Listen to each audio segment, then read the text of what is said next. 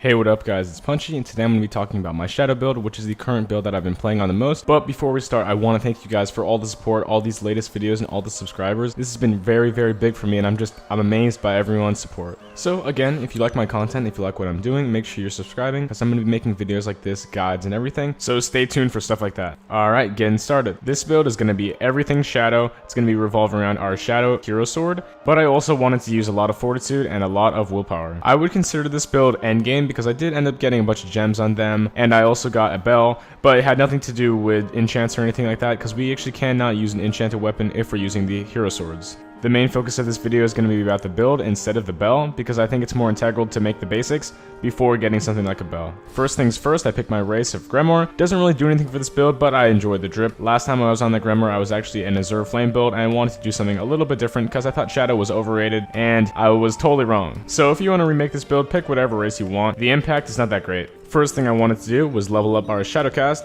so that's what I did. Tips for anybody that's actually using a Shadowcast build: you want to be picking either Dark Blade, Shadow Blade, whatever it's called, or you want to be getting Shadow Gun, because these are by far the easiest things to level up with. As you level up your Shadowcast, you'll be leveling up your power as well. In this case, I picked Shadow Gun because I liked how it looked, and I also wanted to put a blast spark on that to get the CERO Metro Shadow. Now just find a big group of enemies, and you're going to be leveling up very, very fast in your Shadowcast. I noticed that it doesn't really matter who you hit at the starting ages, like starting levels. Just gotta shoot anybody with this, and you're going to get a level or so. If you like, in between sessions of sitting at a campfire, leveling up whatever you want to do, make sure you're sitting down and using your prayer beads. This isn't a build where I wanted high sanity or high willpower for BOULDER or anything. I just wanted to get the increased reservoir. Another thing I found out when I was using Shadow is that investing intelligence is not very great because you always get your stuff back if you hit them, so your reserve is a lot more valuable than ether. Other than that, I just kept shooting enemies, leveling up my Shadowcast until I could use the hero sword. As I was recording this video, you only needed 75 of your element to use the hero blades, but now you need 35 in your power level to actually use them as well. Once I had 75 Shadowcast, I ended up fighting the Duke to uncap this so I could get 100 in my Shadowcast, because again, the hero swords scale off of Shadow, they don't actually scale off of medium, hence the sake that I don't actually have any medium. After beating the Duke, I went to Hive to farm a little bit, get my fortitude up, and eventually I unbounded that as well. Before I show you any talents I have, I'll show you what my final stats look like, just so you can see what I chose to pick. As you can see, all my stats and damage is coming from Shadowcast, and I do quite a bit of damage. I have a lot of health and reservoir, which I wanted to pick, and that's pretty much all you need to do if you want to have good armor. That's also very good, just to add some more health. Here are the stats that I chose to level up. A lot in Shadowcast, a lot in fortitude, as well as a lot in our willpower. Some agility will keep it a little bit good for running. It's pretty decent. This build is not very suited for somebody that wants to do balance play. It's more of a min-max build focused on Shadow, so that's what I thought. Moving on to the talents. Some of the talents that Shadow provides are very, very strong. They make this build super balanced. You can take Reservoir, you can do a lot of damage, you can blind people, and you can even have increased iframes. It's very good. I kind of had some combo potential with my slowdown. I had something called Sunken Predator, slows people in the depths, makes them slower. Fear, which makes people hang in place when they run from you, it makes them slower as well. And if they're blocking or running away, holding S, it makes them slow as well. So that was pretty nice. It got rid of runners. I had this really, really nice combo with Dark Rift as well as risky moves. If I dodge once, it puts me in this like invincibility state, and the next hit will be dodged automatically. So I could just chill here, like sit after I get swung at, and it's very, very good. Right, so I'm gonna get hit at, and I'm just gonna dodge, and look how much time I have. Like, if you're telling me that's not good, I don't even know what to say. Battle Tendency, probably one of the best talents in the entire game. You have 20% faster posture regen, which is very, very solid. Just like it just goes down.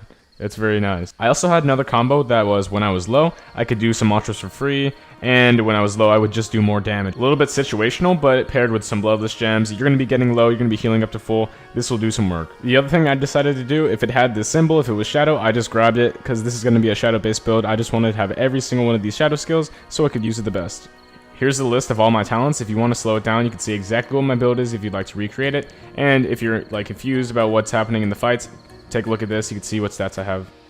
Something I forgot to mention, but is very important for this build, is Oathless. I actually chose Oathless because I wanted to have more Shadow abilities, and that's what my vow is. There hasn't been any of them added yet during this playtime, so kind of just waiting on that.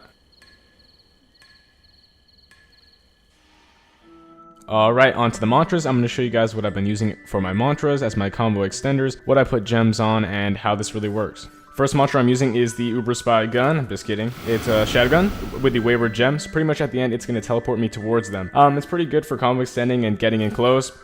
Very good, very good. If you have a Bloodless Gem, this could also work. It does a lot of healing. The next move I have is a Willpower ability called Exhaustion Strike. Pretty much, it gets rid of all of your posture damage and comes out very, very fast as a combo extender. So, I put an Insignia gem on this because I want it to come out as fast as I can. Hitting this ability is very important because it can increase my pressure on people, and it can also decrease the risk I have if my posture is really high. It also is a pretty good move just to combo extend, so that's why I use it. I'm using Shadow Eruption with a Wind Gem just because it makes me move faster. It's pretty easy to hit, so that's kind of a bonus. My next ability is a little bit surprising. People don't think Clutching Shadows is good, but with an Insignia Gem, it makes this a 50-50. They either block the attack or get hit by it, and this has no cooldown. If they try to dodge it, it will actually hit them. My next ability is kind of a support. I don't use it in PvP often. This is the Meteors. Just with a Bloodless Gem, gives me a lot of healing back, and it's overall good for PvE, sniping some people. The next move I have is Shadow Roar, which just gives me a healing effect with my Bloodless Gem. Very, very good for hitting groups of enemies, and even NPCs. The final mantra that I use, and it's not very often that I use this, is Shadow Assault. Pretty much just shoots me forward, and, you know, it hits people. Not the best. The final move that you could probably consider a mantra is Shadow Travel. It's a shadow skill that allows me to TP wherever I need to go, but it does cost health sometimes as well as ether. Now that the mantras are done, here's the sad part. As I mentioned earlier, I actually have a bell on this account, and as you can tell, this is a min-max build built for Shadow. So my bell is actually Crazy Slotch, which is all 3 types of weapons. You get all of them, and they scale off of your damage in your specific weapons. I don't have any points in these specific categories. The special abilities that each of these weapons have are very good though. They do scale off of my mantra, so that is a bonus. The focus of this build is going to be Shadow, so it's not really an integral piece of this build. Nevertheless, this is what I was stuck with, and this is what I was using with my build. Finally, I'm just going to show off some fights I did with this build, just so you can see how well it does, or how poorly it does, if you want to try it out yourself.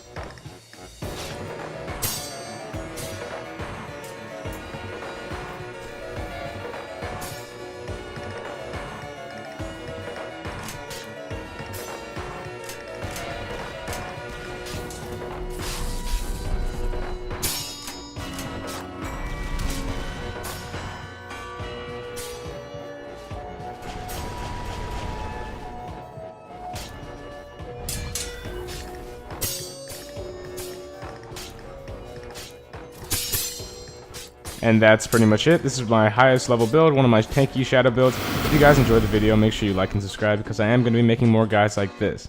Thank you guys.